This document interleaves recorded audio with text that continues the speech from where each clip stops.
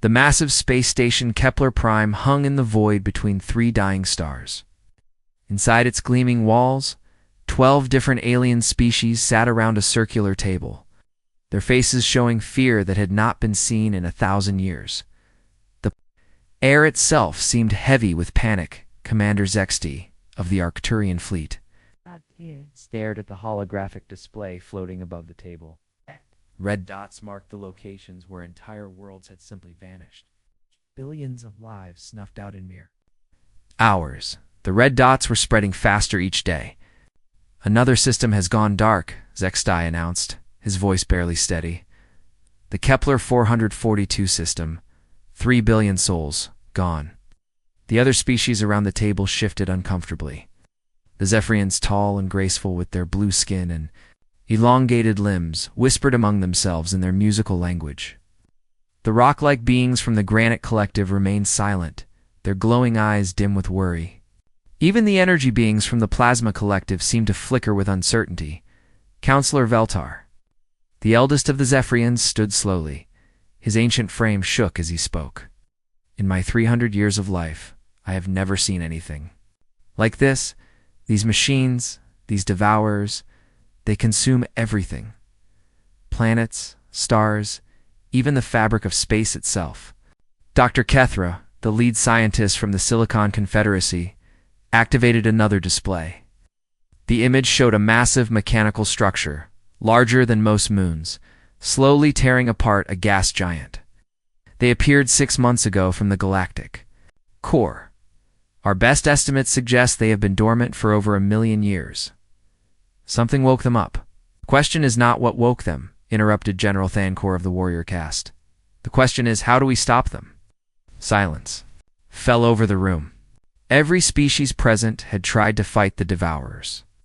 The results had been the same every time: complete and total defeat.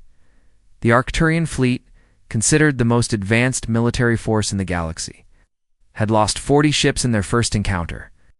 The machines had adapted to their weapons within minutes, turning their own technology against them. The Ethereal Collective had tried to use their psychic abilities to confuse the machines, but the Devourers had simply absorbed their mental energy and used it to power their own systems. "We have exhausted every conventional option," Veltar continued. "Our combined fleets cannot even slow them down. They learn from every attack, adapt to every strategy. We need something they cannot predict." Intelligence Officer Craven, a small reptilian being from the Surveillance Guild, cleared his throat nervously. "There is one option we have not discussed." All eyes turned to him. Craven had access to information that most species preferred to ignore. His job was to monitor the dangerous elements of the galaxy, the threats that civilized species did not want to acknowledge. "The humans of Sol System," he said quietly. The reaction was immediate. Several species recoiled as if he had suggested releasing a plague. The Zephyrians began speaking rapidly in their own language, their voices high with alarm. The Granite Collective's representatives actually stood up and backed away from the table. "Absolutely not," General Thancor said firmly. "The humans are quarantined for good reason. They're too dangerous, too unpredictable. We have kept them isolated for 3 centuries because contact with them would destabilize the entire galaxy." Craven nodded slowly. "Yes, they are dangerous. But that might be exactly what we need." He activated his own display, showing intelligence reports that most species had tried to forget. Images of human conflicts, battles that defied all logic and reason. Humans fighting to the last man over concepts that other species could not even understand. Humans using their own bodies as weapons when their technology failed. Humans who would rather die than surrender, even when surrender meant survival. They are the only species in the galaxy that wages war not for resources or territory, but for ideas, Craven explained. They fight for concepts like freedom, honor, and justice. They form emotional bonds with their enemies and then betray them without hesitation.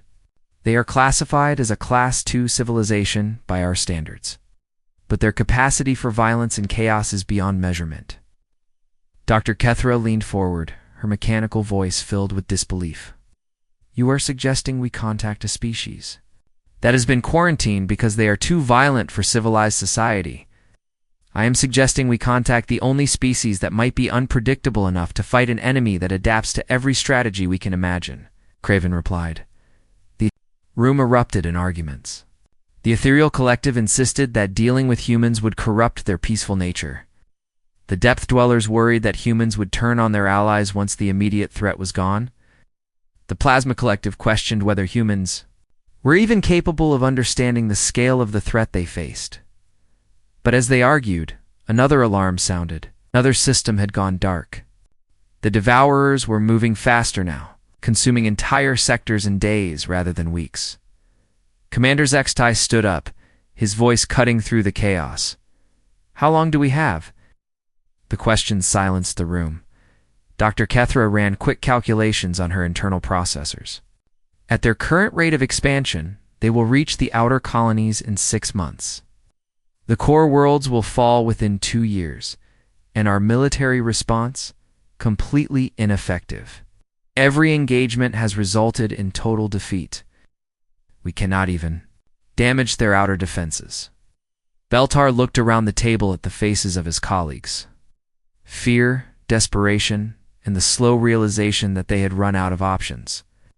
"Show me the human files again," Craven complied, displaying the most disturbing intelligence reports in the galaxy's archives. Humans who had continued fighting after suffering wounds that would kill most species.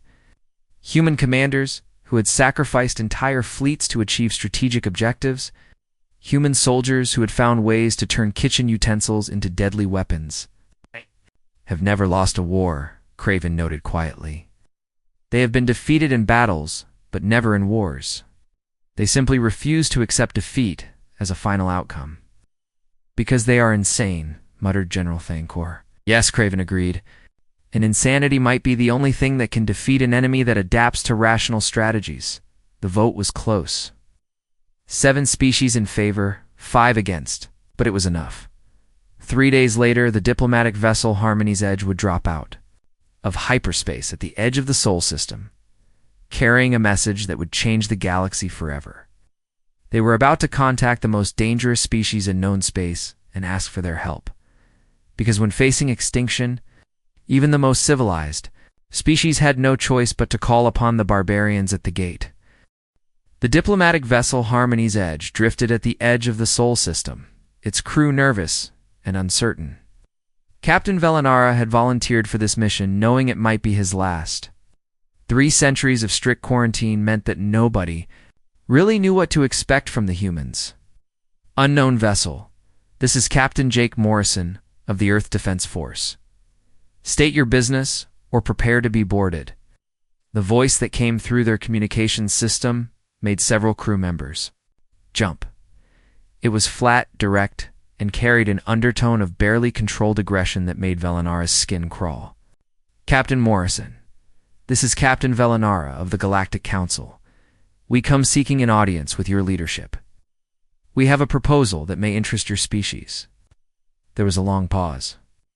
When Morrison spoke again, his voice carried something that sounded almost like amusement. "The Galactic Council wants to talk to us? After 300 years of treating us like a plague? This should be interesting." Can dock at Luna Station. God.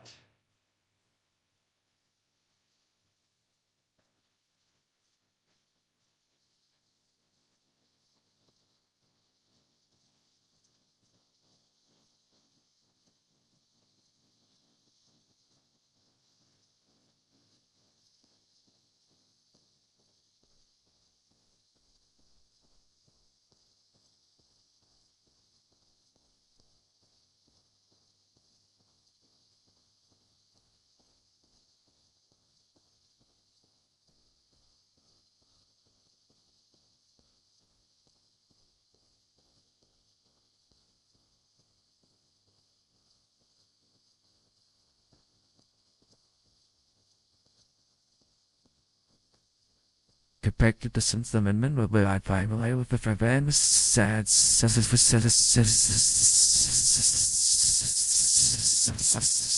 kind of trick. You won't be leaving the system. The threat was delivered in the same casual tone one might use to discuss the weather. Velinara found himself wondering if accepting this mission had been a terrible mistake. Luna. Station was a massive military installation orbiting Earth's moon. As their ship approached, Velinara could see weapons platforms that looked crude by galactic standards, but were present in disturbing numbers. The humans had turned their entire system into a fortress. Admiral Lisa Stone was waiting for them in the station's main conference room. She was a small woman by human standards, but something in her eyes made Velinara want to step back. Behind her stood a dozen other humans, all wearing military uniforms and all watching the alien visitors with expressions that ranged from suspicion to outright hostility. So Admiral Stone said without preamble, "The galaxy's finally run into something it can't handle, and now you want the dangerous humans to bail you out. Am I understanding this correctly?" Velinara had prepared a careful diplomatic speech, but something about the humans' direct manner made him abandon it. "Yes, we are facing an enemy we cannot defeat. We need your help." Stone smiled, and the expression was not reassuring. "Show me." The holographic display that Velinara activated showed the spread of the Devourers across the galaxy. Red zones marked areas where entire civilizations had been consumed. The pattern of expansion was clear and terrifying. The humans studied the display with an intensity that made Velinara uncomfortable. They asked questions that cut straight to the heart of military strategy. How fast did the machines adapt? What was their resource conversion rate? How did their command structure function? "Interesting," said Colonel Ryan Brooks, a tall man with scars across his face. "They're learning from each engagement, building countermeasures to everything you throw at them. Classic adaptation protocol. You've encountered such enemies before?" Velinara asked hopefully. Brooks laughed, a sound without humor. "We are such enemies, Captain. Humans adapt to everything. The difference is we also know how to fight things that adapt." Dr. Amy Carter, a woman with cold eyes and steady hands, leaned forward. "These machines, they must have some kind of central processing system. Something that coordinates their adaptation protocols. If we could overload that system, we would need to present them with more variables than they could process simultaneously," Admiral Stone finished. "Force them to adapt to so many different threats that their systems crash from the workload." The casual way the humans discussed overwhelming an enemy that had defeated every galactic fleet made Velinara's blood run cold. These beings thought about war the way his people thought about mathematics. General Nathan Price, an older human with gray hair and steady hands, activated his own display. "We would need detailed intelligence on their capabilities, which means we would need to engage them directly, multiple times, with different strategies each time. The casualties would be enormous," Velinara protested. "Each engagement with the Devourers results in complete fleet destruction." "Acceptable losses," Price said with a shrug. "War always has a cost. The question is whether you're willing to pay it to win." The alien delegation exchanged looks of horror. These humans were discussing the deaths of millions of beings as if they were discussing supply logistics. "You seem disturbed," Admiral Stone observed. "Let me explain something to you, Captain. You came to us because you had no other choice. We are your last resort because we are the only species in the galaxy that understands what it takes to win an unwinnable war." She stood up and began pacing, her movements predatory and controlled. "While your species have been playing at civilization, we have been preparing for the worst possible scenarios. We have contingency plans for everything, including the extinction of our own species." Captain Morrison, who had remained silent until now, finally spoke. "You want to know why we're quarantined? It's not because we're violent. Every species is violent when it needs to be. We're quarantined because we're willing to do things that other species consider unthinkable." He activated another display, showing human military exercises. Soldiers training in scenarios that would give most species nightmares. Pilots practicing kamikaze runs. Engineers designing weapons that were as dangerous to their operators as to their targets. "We train our soldiers to die for victory," Morrison continued. "We design strategies that assume massive casualties. We prepare for scenarios where the only way to win is to sacrifice everything we care about." Dr. Carter pulled up intelligence files on the Devourers. These machines adapt by learning from their encounters, but adaptation takes time and processing power. If we hit them with enough different approaches simultaneously, from enough different angles, with enough different technologies, we can overwhelm their ability to process countermeasures. The coordination required would be immense, Velinara said weakly. Yes, Admiral Stone agreed. It would require every species in the galaxy to contribute their unique capabilities to a single coordinated assault. It would require perfect timing, absolute trust, and the willingness to sacrifice entire fleets for strategic objectives. She leaned forward, her eyes boring into Velinara's S. It would require you to fight like humans. The silence that followed was broken by an alarm from Velinara's communication device. Another system had fallen to the Devourers while they talked. How long do we have to decide? Stone asked. Days, not weeks, Velinara replied. Stone looked around at her fellow humans. They were all nodding, their faces showing an eagerness that terrified the alien captain. These beings actually wanted to fight an unwinnable war, except, Stone said simply. But we do this our way, using our strategies with our command structure. We wanted the most dangerous species in the galaxy to save you. Yeah, you get to. Find out what that really means. Velinara's ship departed Luna Station. Found himself wondering if they had just made a deal with their saviors or with something far worse. The humans had agreed to help, but their enthusiasm for the coming war was more frightening than the Devourers themselves. Behind them, Sol System erupted into activity as humanity began preparing for the kind of war that only they were mad enough to fight. The Vega system had been peaceful for over 2,000 years. Its 3 planets supported mining colonies that had never seen war.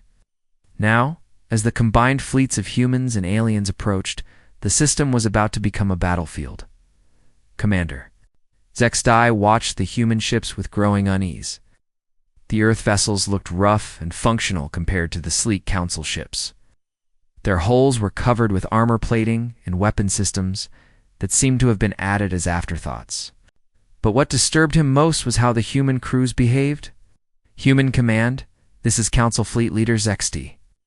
We have identified the Devourer scouting force. Recommend we maintain safe distance and use long-range weapons for initial engagement. D. Response from Commander Julie Davis made his blood freeze. Negative, Council Fleet. We're going in close. All human ships prepare for ramming speed. Ramming speed? Zextai's voice cracked. Commander Davis, that is suicide. What? No, that's Tuesday. Davis replied calmly. All ships, weapons free. Let's show these machines what happens when they mess with the wrong species. The human ships accelerated toward the Devourer constructs at speeds that made Zextai dizzy. The machines responded immediately, their adaptive shields analyzing the approaching weapons and adjusting their defenses. Within minutes, the Devourers had developed countermeasures for every weapon the humans carried, but the humans had expected this. Shields are useless, Davis announced over the comm. All ships switch to kinetic weapons. If they want to adapt to our technology, let's see. Them adapt to a chunk of metal moving at half the speed of light? The human cruiser Defiant opened fire with projectile weapons that looked primitive compared to the energy weapons the Council preferred. Solid metal slugs that should have been easily stopped by any decent shield. But the Devourers had not adapted. To defend against such crude weapons, several constructs took damage before their shields adjusted. But by then, the human ships were already changing tactics again. Launching boarding pods, Davis announced. If we can't destroy them from outside, we'll tear them apart from inside. Zextai watched in horror as small human vessels launched themselves directly at the Devourer constructs. The machine's point defense systems destroyed most of the pods, but a few got through. What happened next would haunt his dreams for years. The humans who made it inside, the enemy vessels began systematically destroying everything they could reach. They used explosive charges, cutting tools, and in some cases their own bodies as weapons. The Devourers tried to adapt, sending maintenance drones to stop the intruders, but the humans had anticipated this too. Machine drones work on logic, Captain Pete Wilson reported from inside a construct. Humans work on spite. Guess which one wins? Wilson's boarding party held their position inside the enemy vessel for 47 minutes before the Devourers finally stopped them. But in that time, they had caused enough damage to cripple the construct's main processing systems. The battle continued for 6 hours. The humans lost 4 ships and over 2,000 crew members. By Council standards, it was a massacre. By human standards, it was a successful reconnaissance mission. What did you learn? Sextai asked Davis after the battle ended. Davis smiled, an expression that looked predatory on human features. Everything we needed to know. These machines are smart, but they think like machines. They follow patterns, protocols, predictable responses. They're not creative. She activated a holographic display showing the battle from multiple angles. Watch how they adapt. They analyze a threat, develop a countermeasure, then implement it across their entire network. It takes them an average of 14 minutes to fully adapt to a new threat. That seems impossibly fast, Zextai said. For your kind of warfare? Yes. But we don't fight your kind of warfare. Davis highlighted several moments during the battle. Look at this. Every time they adapted to one of our tactics, we had already switched to something else. They're always one step behind because they can't predict what we'll do next. Captain Alex Turner, humanity's chief strategic analyst, joined the conversation. His uniform was stained with blood from the battle, but his eyes were bright with excitement. The key is randomness. These machines are designed to find patterns and exploit them. But human tactics don't follow patterns. We make decisions based on instinct, emotion, and pure stubbornness. He pulled up detailed scans of the Devourer constructs. They're incredibly advanced, but they're still machines. They have computational limits. If we can force them to process too many variables, simultaneously we can overload their systems. How? Zexti asked. By doing what humans do best, Turner replied, chaos. The plan that emerged over the following days was unlike anything the Council had ever conceived. The humans wanted to attack the Devourers on 17 different fronts, simultaneously using completely different tactics and technologies for each assault. This is madness, Counselor Veltar protested when the plan was presented. You want us to coordinate attacks across half the galaxy using methods that have never been tested together? Exactly, Admiral Stone replied. The Devourers expect logical, predictable strategies. We're going to give them chaos on a scale they can't process. The human plan required every species in the Council to contribute their unique capabilities. The ethereal collective would use their psychic abilities to confuse enemy sensors. The Granite Collective would serve as mobile fortresses. The Aquatic Depth Dwellers would provide staging areas on ocean worlds. The energy-based Plasma Collective would act as living weapons. But it was the human element that made the plan possible. Only humans could coordinate such diverse forces while maintaining the flexibility to adapt when things went wrong. Only humans could make the split-second decisions that would sacrifice entire fleets to protect strategic objectives. You're asking? Us to fight like savages, General Thancor said during the planning session. No, Commander Davis corrected. We're asking you to fight like humans. There's a difference. She stood up and faced the assembled council representatives. Your species have spent millennia developing civilized ways to wage war. Rules, protocols, standards of conduct. You fight to minimize casualties and preserve infrastructure. You try to achieve victory with minimal disruption to your societies. Her voice hardened. But sometimes civilization is a luxury you can't afford. Sometimes you have to be willing to sacrifice everything to protect what matters most. We're offering you the willingness to pay any price for victory. Dr. Carter added her own perspective. These machines are going to adapt to every conventional strategy you can imagine. They'll counter your weapons, predict your movements, and turn your own tactics against you. The only way to defeat them is to be so unpredictable, so chaotic, so completely irrational that they can't process what you're doing fast enough to stop you. The silence that followed was broken by alarms throughout the station. Another system had fallen to the Devourers while they planned. How many more worlds? Do we lose while we debate? Morrison asked quietly. The vote was unanimous. The Council would follow the human plan, no matter how terrifying it seemed. as the species dispersed to prepare for the largest military operation in galactic history. Zextai found himself alone with Davis. "Commander, can I ask you something?" Go. "Ahead, are you afraid?" Davis considered the question seriously, terrified. But fear is just another variable in the equation. We've learned to fight through it, around it, and when necessary, because of it. She looked out at the stars where the Devourers continued their relentless advance. The galaxy is going to learn something about humans over the next few weeks. We're not the most advanced species, or the most intelligent, or the most civilized, but we're the most stubborn. And sometimes, that's enough. Operation Chaos Theory began at exactly 0800 Galactic Standard Time across 17 star systems. The largest military operation in galactic history was about to unfold, coordinated by a species that most civilizations had considered too dangerous. To contact, Admiral Stone sat in the command center on Earth, surrounded by displays showing every battlefront simultaneously. Her calm voice cut through the chaos as she coordinated forces that spanned half the galaxy. Alpha Group, begin your assault on the Centauri cluster. Yes. Beta Group, initiate psychic interference in the Vega system. Gamma Group, deploy your mobile fortresses around Kepler 442. Each group represented a different species using their unique abilities in ways they had never imagined.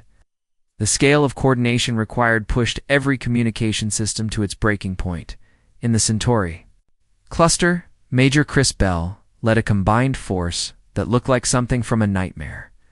Human ships flew alongside Granite Collective mobile asteroids, while Plasma Collective energy beings served as living weapons platforms. The Devourers had never faced such a diverse assault force. Remember, Bell transmitted to his mixed crews, "We're not trying to win this battle. We're trying to make them think so hard they break their own brains." The Devourer constructs in Centauri responded exactly as the humans had predicted. They began analyzing each new threat, developing countermeasures for the Granite Collectives. Rock-based weapons, then the Plasma Collective's energy attacks, then the human kinetic weapons. But as soon as they adapted to one threat, two more appeared. The Ethereal Collective began their psychic assault, confusing Devourer sensors just as their shields adjusted to physical attacks. The Aquatic Depth Dwellers launched torpedo attacks from underwater positions on the system's ocean worlds. Their adaptation rate is slowing, reported Lieutenant Sarah Kim from the analysis station. Response time to new threats has increased from 14 minutes to 21 minutes. "Excellent," Bell replied. "Time for Phase 2. All units, implement. Randomization Protocol 7. What happened next would have horrified military strategists from any civilized species. Every ship in the assault force began using completely random tactics. Some ships attacked head-on, while others retreated. Some used their most powerful weapons, while others switched to mining lasers. Human boarding parties launched attacks on empty space, while others tried to ram constructs that weren't there. The randomness was the point. The Devourer's collective intelligence was trying to process 17 different battlefronts, each using tactics that made no logical sense. Their computational systems began showing signs of strain. Meanwhile, in the Vega system, Commander Janet Price led another impossible assault. Her force included species that had never worked together, using technologies that had never been combined. Zephyrian particle weapons fired alongside human projectile guns, while Ethereal Collective psychics provided targeting data for Granite Collective siege weapons. "This is insane," muttered Captain Rolter of the Zephyrian fleet. "We're using siege weapons designed for planetary bombardment against space targets, while psychics try to confuse machines that don't have minds." "Welcome to human military strategy," Price replied cheerfully.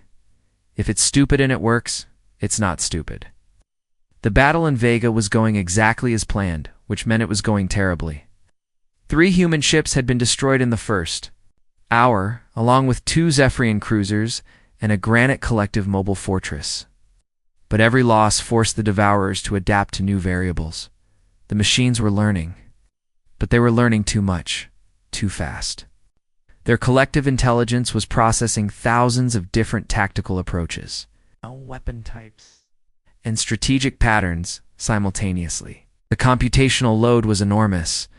Dr. Carter monitored the Devourer response patterns from her station. On Luna, the data flowing across her screens would have overwhelmed most organic minds. But she had trained for this moment her entire career.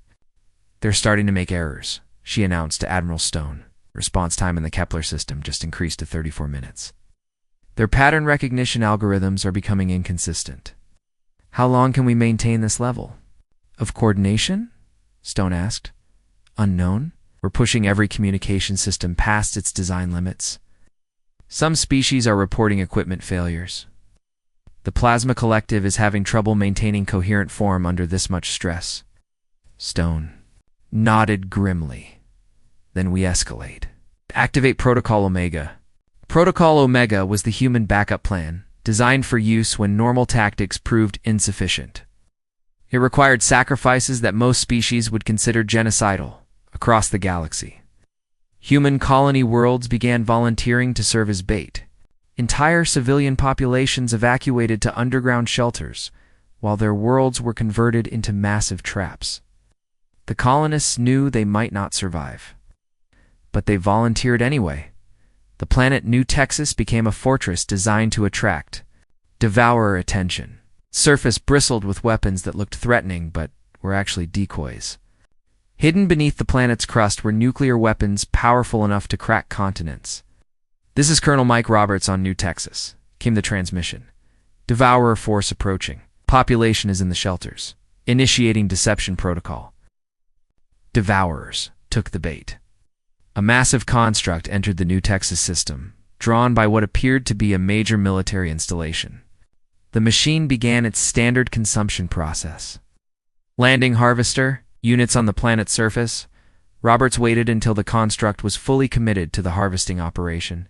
Then he activated the trap. "All units, this is Roberts. It's been an honor serving with you. See you on the other side." The explosion that destroyed New Texas was visible from 3 star systems away. The Devourer construct was completely annihilated, along with the planet and everyone on it. But the sacrifice bought precious time for evacuations in neighboring systems. Similar scenes played out across human space. Colony after colony volunteered for suicide missions, their populations accepting death to slow the Devourer advance. The casualty reports were staggering, but they were working. The Devourer collective intelligence was beginning to show signs of systematic failure. Faced with processing suicide attacks, random tactics, coordinated chaos, and technologies it had never encountered, the machine intelligence was making increasingly frequent errors.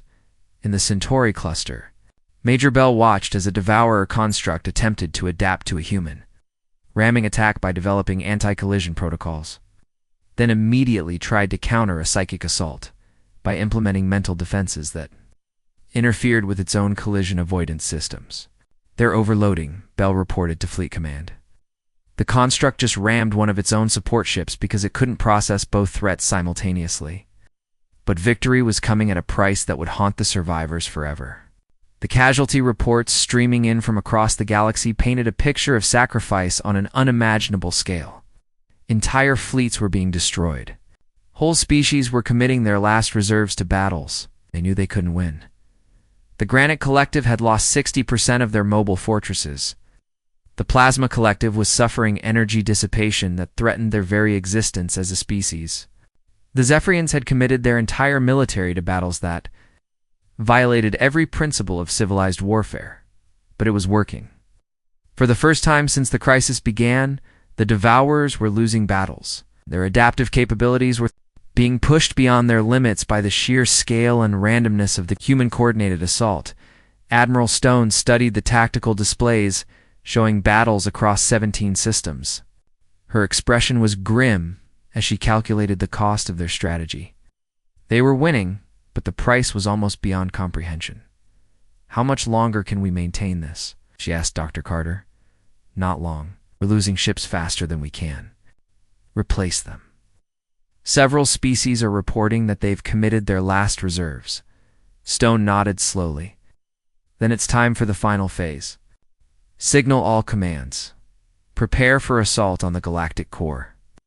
The ultimate battle was about to begin. Everything they had learned, everything they had sacrificed, had led to this moment. They would either destroy the Devourer's central intelligence, or watch the galaxy burn. There would be no retreat from what came next. The galactic core was a place where stars were born and died in violent explosions of light and energy.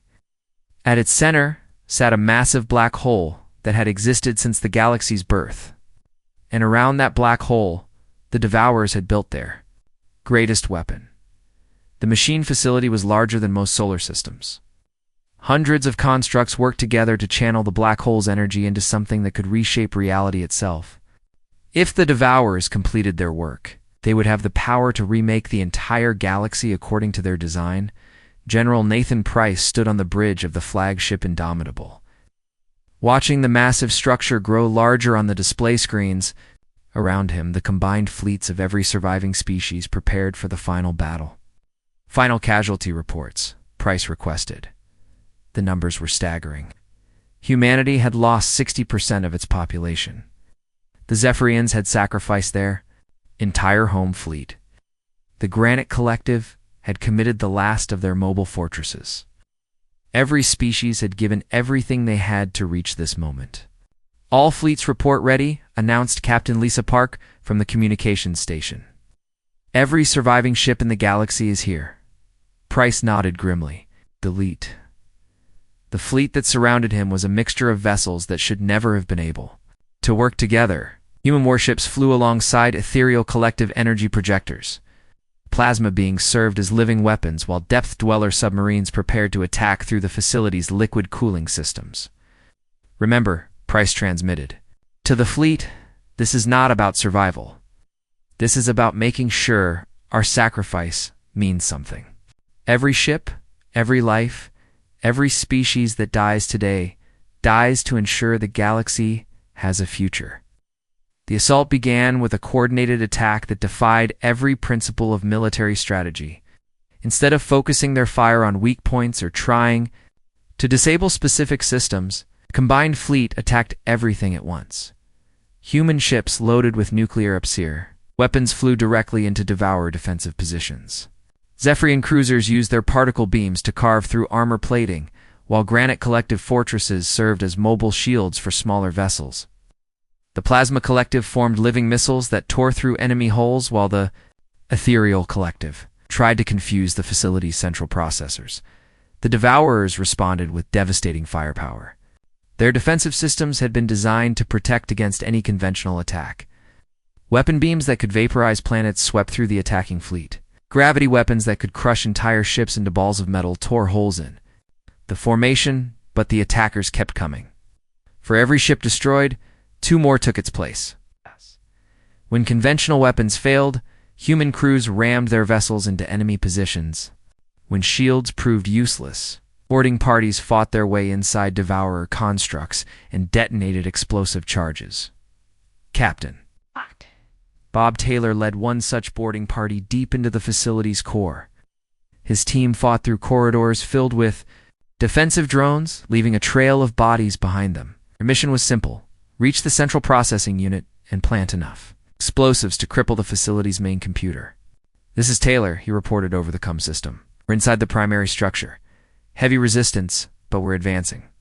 The fighting inside the facility was brutal. The Devourers had filled every corridor with defensive systems designed to stop organic intruders, laser grids that could slice through armor, gas weapons that attacked biological systems, mechanical guardians that were faster and stronger than any living being.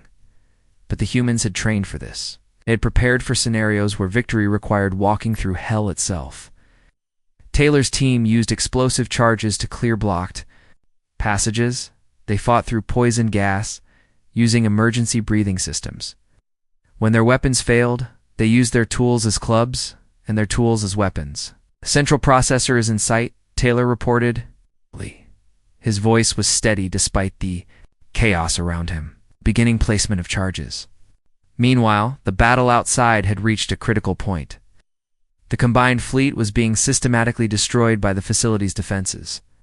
Admiral Stone, commanding from the Indomitable, watched as ship after ship was eliminated from her tactical display. "Fleet strength down to 30%, reported Commander Dan Ross. "We're losing ships faster than we can coordinate attacks." "How long until the charges are ready?" Stone asked. Taylor's team estimates 10 more minutes. Stone looked at the tactical display. At their current rate of losses, the fleet would be completely destroyed in 8 minutes. They needed more time, and there was only one way to get it. All human vessels, this is Admiral Stone. Prepare for final protocol. We're going to ram the main reactor. The order meant certain death for every human ship, but nobody hesitated. Captain Jake Morrison, still aboard his original vessel, was the first to respond. Copy that, Admiral.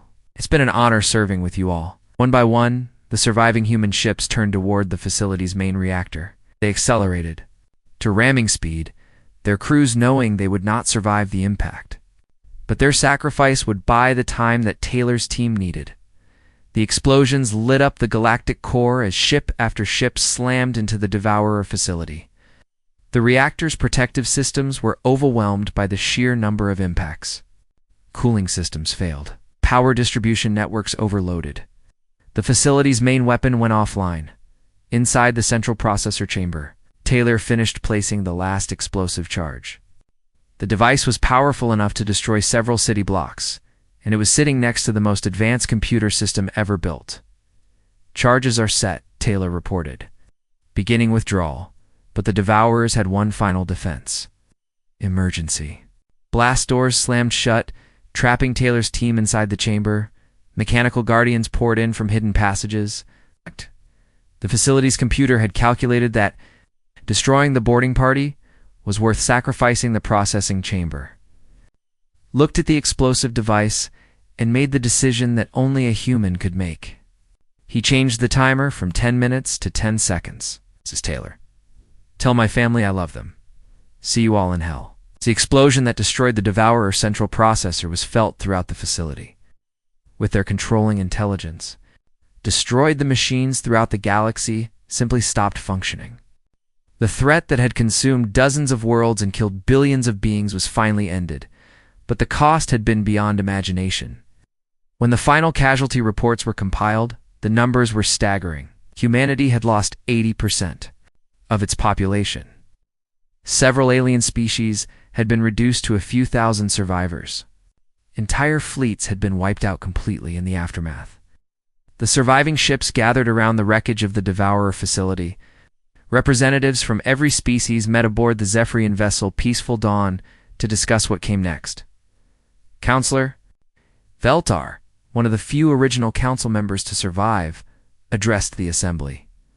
We owe our existence to the humans. Without their willingness to pay prices that we could not even imagine, we would all be dead. The human representative was Commander Sarah Webb, one of Admiral Stone's former staff officers.